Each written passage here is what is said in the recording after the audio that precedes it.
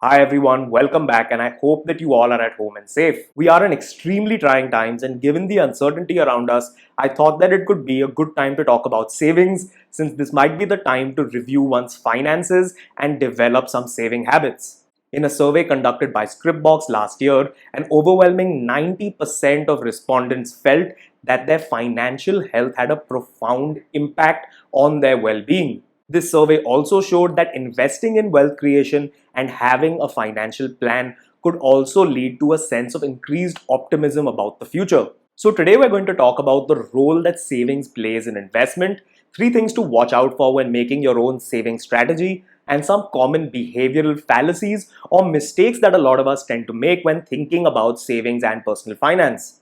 When talking about the role of savings in investment, it is quite commonly known that using your savings to invest and create assets is one of the best ways to create significant passive income for yourself in the long run and work towards financial freedom. If we look at the process of wealth creation, it all starts with creating a saving amount out of your monthly income. This saving amount can then be used to either invest or create an emergency fund for yourself. There is an interesting concept in economics called the marginal propensity to save. What this tries to calculate is that if your income increases by a certain amount, say 100 rupees, how much do your savings increase by? For a person who is more conservative and values their savings, they will probably have a higher marginal propensity to save. So let's go over the three things that you have to watch out for when making your own saving strategy. The first thing to keep in mind is budgeting.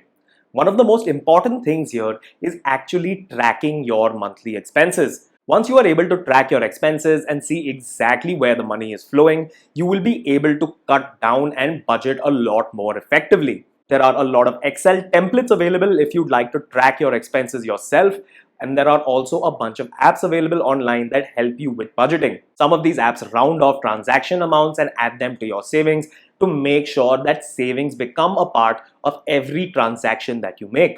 Apart from this, there are also some rules of thumb for efficiently allocating your income and saving up. One of these is the 50-30-20 rule. 50% of your income should be used to meet your needs such as rent, 30% of it should be used for your wants or maybe some luxuries that you would like to spend on. And finally, 20% of this income should be used for savings and debt repayment such as the payment of EMIs. The next point to note here is the breakdown of the amount that you save.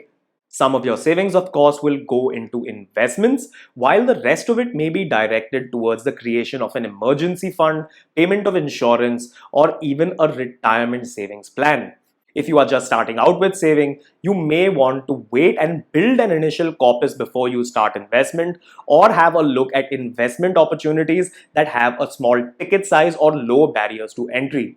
This could be an investment in mutual funds, ETFs, or index funds through an SIP or systematic investment plans, which usually only require a few thousand rupees to be invested upfront and then allow for monthly payments of as low as 500 rupees. Some of these savings will go towards the creation of an emergency fund or a rainy day fund, as some people call it. Most experts suggest 3 to 6 months of your expenses to be saved up and kept away as an emergency fund. Further, it is better to keep these emergency funds in some liquid form so that when you need the amount, you can withdraw it with ease.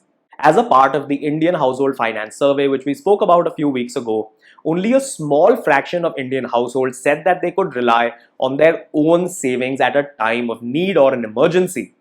Setting up an emergency fund like this helps you keep your personal finances in a closed loop so that even if something goes wrong, you do not have to rely on any external funds, whether through debt or friends and family, to help you out in a time of need. Depending on your age, you might also want to allocate some of these savings as a dedicated retirement fund. Once again, going back to the Indian Household Finance Survey, data suggests that a large proportion of Indian households do not actively plan for retirement and instead rely on their children or families as support systems for sources of fund post-retirement. Finally, the last thing to watch out for when making your saving strategy is debt management. Of course, having a proper emergency fund in place can prevent you from having to take unneeded debt in the first place. However, beyond this, one must know the concept of good versus bad debt. High interest debts such as personal loans and credit card loans taken for discretionary spending can be considered bad debt, as compared to debt taken to maybe set up a business, to invest in oneself, such as an education loan, or to set up a side hustle that makes some sort of passive income for you, can be classified as good debt. Debt management can also involve the strategic prepayment and closure of existing EMIs if it works out in your favor. We spoke about looking at the big picture by tracking your expenses, but sometimes there are behavioral fallacies or rules of thumb that we may have created when we think about money that cause us to act irrationally. One of these is a concept known as mental accounting. One of the most important benefits of money is that it is completely fungible across your portfolio. But when we divide up amounts and save for certain purposes, we create differences between these amounts and funds in our mind. Mental accounting can cause people to treat money differently depending on factors such as the source of the funds and the possible intended use of the funds instead of looking at the bottom line. For example, running a substantial EMI while also keeping a large amount in a savings account for a long-term goal. Suppose you are saving up for a college fund for the future. The intended use of these funds might cause you to treat it differently and leave it in a savings account where it's earning you barely any interest, while at the same time you could use some of this to possibly invest or even reduce your EMI or the tenure of the loan. And this doesn't even account for inflation, which is quite high right now. A lot of people might prefer to keep all of their savings in FDs and saving accounts in the banks, which don't earn a lot of interest. Because of this and the high amounts of inflation, you might actually be losing a few percentage in terms of return every single year. Alright everyone, I hope that this video served as an explainer for the importance of saving in wealth creation and investment. As always, if you enjoyed the content, please do like the video and subscribe to the channel, and I hope to see you again very soon.